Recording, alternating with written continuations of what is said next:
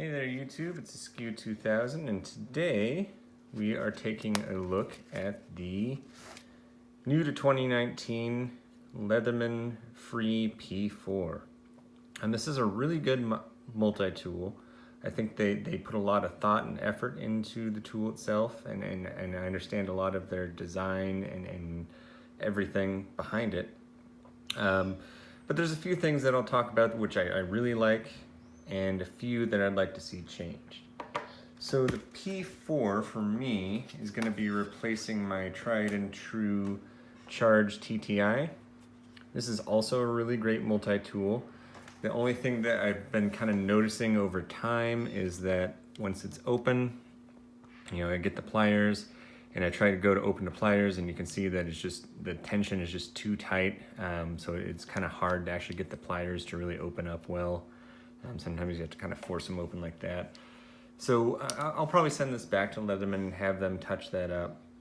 But this is a great multi-tool. So probably the most useful feature for me is the main blade. So they chose an S30V blade steel in kind of this clip point fashion.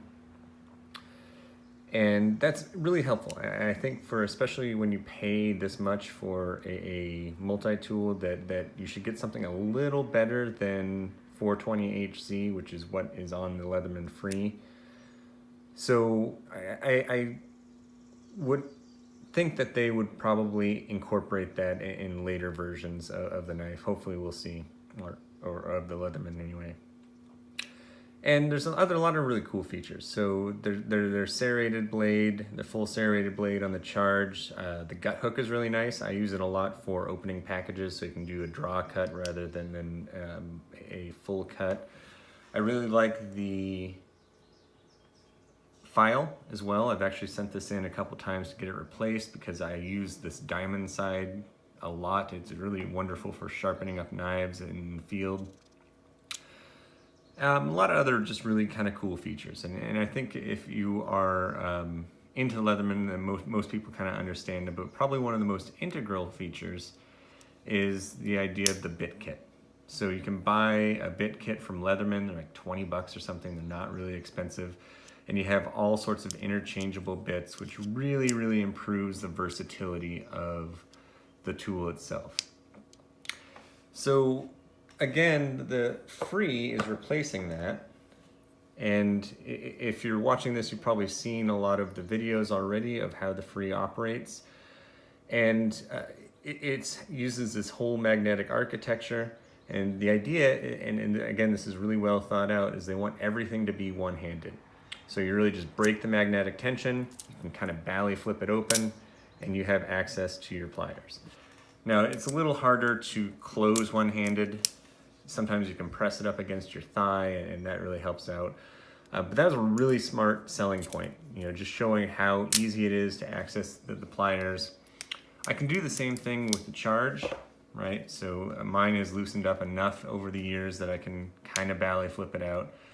But it doesn't work as well and as smoothly as the Free does. The other cool thing about the Free is that it is, all of the tools are on the outside, or all the implements are on the outside. So again, their idea is that you're supposed to be able to access all of those one-handed. You just break the magnetic tension, select the tool you want, and it locks into place. So they're all locking tools. Same thing on the other side. So flip it open, kind of select the tool you want. There you go. And that's really great. And then all of the other side implements, so your main blade, all should be easy to open one-handed. On this side, I think we have our serrated, oh no, that's a saw, excuse me. You have to use your left hand to get at the scissors, which they are a far more robust pair of scissors than you get with the Charge. Let's see if I can do this. Try not to fall on my face. So, and you don't have to do that weird little flip out thing. So you get much beefier scissors in this regard. This is one of the issues with the Charge. You have to flip the tab up, and then when you go down, and often if you don't get it quite right, then you end up, just destroying the edge. Like even right there, I can feel that hasn't lined up perfectly. So it's gonna be hard on the edge of those scissors. But these are really beefy and robust. I like that. I'm still sort of used to the charge unlocking where you just press on the liner lock, but in this case you have to push the little tab forward and then it'll go. Then likewise you have the, I believe, full serrated blade with kind of a chisel on the tip of it. So again, I really like this tool. I really like the ease of operation. I think there is a very good utility for them in the workplace. I can imagine, and I think one of the examples that they gave you when they were introducing this at SHOT Show was that if you're holding a hose, like maybe like a drain hose or something that has oil in it and you need to fix it, it's going to be really hard to get the tool that you want and then not spill oil everywhere. So now you have that access and be able to essentially access everything one-handed. And Leatherman does have the OHT, or the one-handed tool, but that's not a full-size multi-tool, and it's definitely a different utilitarian perspective, or different utility for the tool itself compared to a full-size Leatherman tool. So some of the things I already somewhat talked about. One thing that I really like about the Free is that they made it really easy to determine where your main blade is. So your main blade is going to be raised up above the line of the tool itself, whereas every other side it's flush. So without having to look at it, you can just feel that there is a raise here, so you know that's your main blade. With the charge, it's great, but I don't know how often I want my main blade, I pull that out, I'm like, oh, I actually want to do it, so I gotta flip it around. There you go. So they're both a little bit raised, but they're about the same height, so it's really hard to differentiate through tactile means. Now there is a little bit of jimping here, so if you really were feeling around, you could say, okay, well that's the serrated blade. There's no jimping on the straight blade itself. But just in general, if you're looking for something in a pinch, you don't have to fumble around with it when you're dealing with the Free. Like I mentioned, I do wish they would have put a more premium blade steel on there. I think 420 HC is great. In fact, when I got this, the first thing I did was tested to see if it could shave hair on my arm.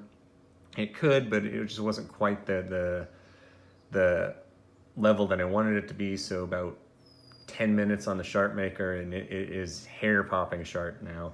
So it is really easy to resharpen 420 HC, and it holds a workable edge for a long period of time. So it's not too much to complain about. But S30V is definitely a more premium steel, especially if it's heat treated right. It takes a little bit more effort to get it sharp, but you're gonna have that edge for a really long period of time. So it's one thing that I wish they'd change, and I do think Leatherman really listens to people. So when the Charge came out, and this is one of the earlier versions, let's see if I can open it one-handed to show you. When the Charge first came out, it didn't have replaceable wire cutters, and after customer complaints, they came out with the Charge TTI. I don't know if they call it the TTI Plus or if they just still call it the Charge, but the Charge, much like the Free now, if you buy it, has the replaceable wire cutters. So they do listen to their customers. And another example of that, when you first bought the Free, you could get the P4, which came with a lanyard loop, which wasn't very useful unless you really are considering putting a lanyard on your multi-tool. Or you could buy the P2, which came with a pocket clip. And so I think a lot of people complained and said, well, they should put a pocket clip on both of them, or at least give you the option to put a pocket clip. They used to actually just send an additional pocket clip with their tools, but they no longer do that. When I got mine, I opened it up, and the first thing I noticed is like, hey, there's a pocket clip on there. And so I asked that question, and apparently just recently, again, based on customer feedback, they started sending pocket clips on it. So that's great. So maybe in the future we'll see a more premium blade steel. I think that seems to be one of the resonating factors that come into play. A couple of the other things that I think are just a little weird, like I really would like to see the integration of the bit kit. Though I understand that this is supposed to be sort of a standalone tool, so that you shouldn't have to buy any additional stuff to get the full functionality out of it. it does make the tool a lot more versatile. And perhaps a bit kit is not going to be as strong as a solid Phillips screwdriver, Phillips or a flathead. But it's just nice to have that versatility. And I will agree with anybody who says that, this has all the tools you need. 99% of the time, all I need is either a flathead or a Phillips screwdriver. I don't really need a torque set or whatever kind of options you get with a bit kit. But there is the occasional time where I do need a Torx. So the first thing I go is to my bit kit because I usually have everything that's there. So it'd be great if they integrated the bit kit in future versions of the Free. A couple other small things that I think are just a little bit weird. These aren't going to make or break it for me. So they have, the can opener, the awl, the ruler, and the file. And all of these have some form of a flathead screwdriver on them. But with the awl in particular, it's good and sharp where it needs to be, but I would almost prefer that this came out to a point rather than turn into a chisel and or flathead screwdriver. I don't use an awl that often, so it's not that big of a deal to me, and I think this will probably pierce through leather just fine if you're trying to stitch things together. But the thing I can see myself using an awl for is drilling a hole in wood, making like a little smoke hole or something. And I think that would be far more capable with a pointy tip rather than a flathead bit there. It'll probably work. It's just something that I've been thinking about as I've been handling this over time. To the file, it's a very small file, and I do appreciate the full-size file that you get on the Charge. I just don't, I kind of wish they wouldn't have gotten rid of the diamond side of it, because when I'm using a file, that's 90% of what I'm using is for it to touch up an edge on a knife or something. And this doesn't have the diamond coated. So, I mean, it's fine. Again, it's not going to make or break it for me. It'd be nice to have a full-size file, but who knows. And then the other small little grievance that I have is the ruler. Well, I got both of them up there, but I can't really do much with that. Yes, they tried to have multiple functions in it. Again, it's another flathead screwdriver. It's a wire stripper, but a 1-inch something ruler, that doesn't seem very practical or useful to me. On the Charge, this is a little bit of a pain, but you get a full 8-inch ruler if you put these side by side. And I understand that maybe it's a complication with the design itself. It's hard, these freeze or spin so freely that it's hard to keep them straight, whereas the Charge you can kind of lock into place.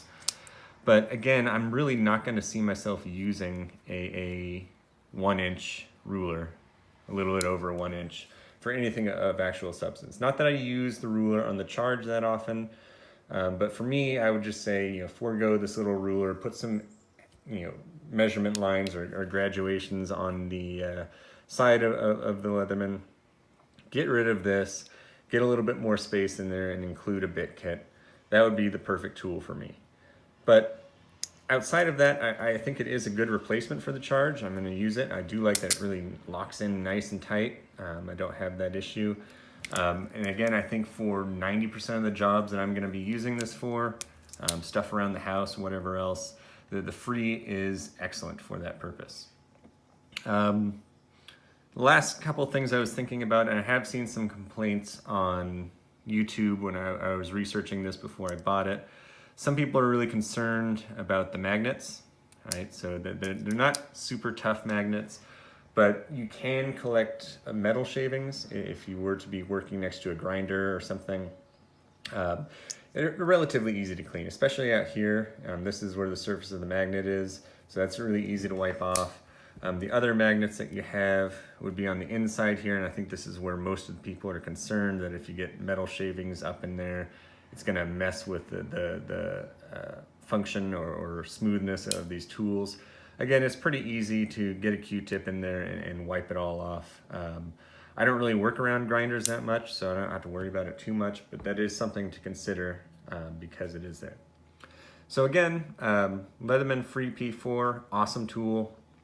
Again, they put a lot of thought and effort into this, and I think it is, as they say, probably going to be the future of the multi-tool industry, because that's just a super convenient feature to have everything one-handed and available. So I think that's all I got to say. I'm probably going to run off to the post office and send that charge back in so I can get it back in working order, and then I'll have two. All right, well, thank you for watching, and if you have any questions or comments, feel free to leave them below. Thanks.